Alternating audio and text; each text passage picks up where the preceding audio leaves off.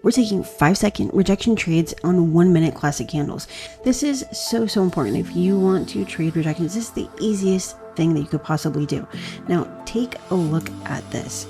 We have this long trend line right here, and you can clearly see each time a candle touches either support or resistance zone or the trend line, we're going to have a rejection. And yes, I do show you that I have losses. You can't win all the time, but we have way more wins than we have losses, and so we have profit. And if you want to profit, check out my Telegram channel, because I show you exactly how to do this, not only on 5 seconds with 1-minute classic candles, but also 15-second candles with 5-second expiration, as well as 1-minute candles with 1-minute flag expiration. So if you want to learn, you're tired of your 9 to 5, you're tired of not having money in your bank account, you're tired of seeing all these other traders profit while you can't even turn $1, and now is the time that you gotta say, hey look, she might be onto something, and I'm gonna go check it out, because guess what, Telegram is free, and so is the course, and so is asking me questions. And I post content